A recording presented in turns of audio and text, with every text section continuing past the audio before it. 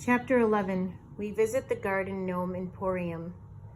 So in the beginning of chapter 11, Percy, Grover, and Annabeth are terrified by what they just seen and done on the bus. Remember, they were getting off the bus and decided to set off the woods at the end of chapter 10. And the only people left after everyone else evacuated were Percy, Annabeth, Grover, Mrs. Dodds, and her friends. So now they are very terrified about what they had just done on the bus. Annabeth is mad at Percy for putting himself in so much danger because if he dies, her opportunity to go on a quest is over. Annabeth tells Percy that the only way to really test your abilities as a hero is to survive in the real mortal world. That's why she's so eager to be on this quest. She wants the quest. All of their money and things burned up in the bus explosion. They've got nothing left but what they're wearing and holding. And as they're walking, all of a sudden, they smell something delicious, something that smells like greasy food, like hamburgers cooking. So they're walking towards it, and they come across a deserted 2-lane road. And across from this road was an abandoned gas station. And one of those weird roadside shops, like an ancient shop, antique shop, they sold like flamingos, wooden Indians, and cement grizzly bears. Stuff that you would see at an antique shop was across the road from this deserted road. And then they noticed that this smell of the cheeseburgers, hamburgers, were coming from that same shop. The antique shop was called Auntie M's Garden Gnome Emporium. And out front were tons of statues of kids, satyrs, and animals. Percy and Annabeth were salivating because of the smell of the burgers. However, Grover was not. He was very weary. He noticed he saw a statue that looked just like his Uncle Ferdinand outside in where all the gnomes were. And then all of a sudden a lady answers the door. She wore a long black gown that covered everything but her hands. Her head was completely veiled. Her eyes glinted behind a curtain of black gauze, and then they couldn't really see anything else. The lady, whose name was Auntie M, invited them in after they tell her that they are orphans. Remember, if you're an orphan, that means you don't have any parents.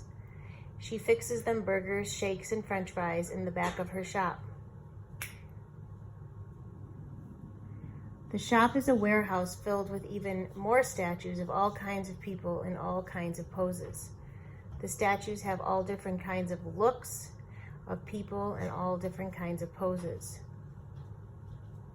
All the statues have different looks on their faces, and their eyes seem to follow Percy, Annabeth, and Grover wherever they're walking. So they eat there with Auntie M. The food is very good. They enjoy it. And Percy starts to ask her questions about her career in making these statues.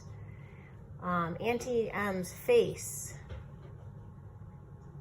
she tells them that the face is always difficult to capture when making a statue.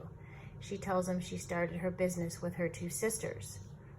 And all of a sudden, when Annabeth hears this, she kind of gets paying closer attention to it. And she starts to begin to remember a story that involved 3 sisters from Greek history. Auntie M tells her that she had a boyfriend once, but that a woman was jealous of her and she tried to break them apart. And the woman did something terrible to her that ruined her.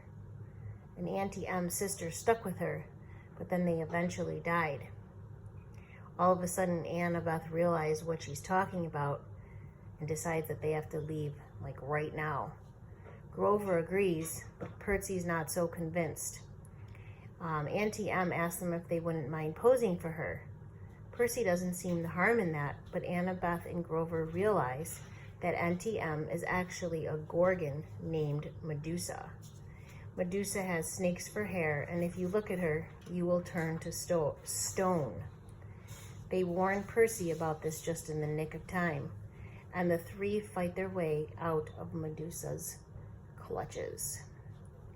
Medusa tells Percy that Athena was the woman who cursed her and made her the way she is.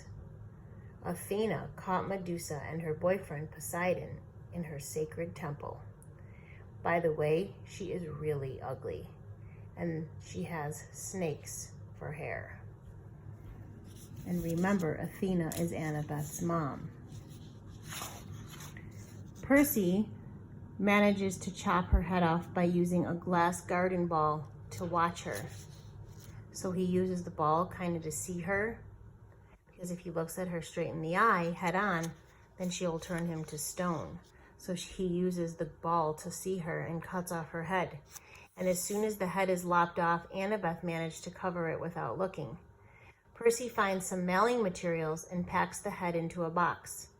He sends it to the gods on Mount Olympus with his best wishes.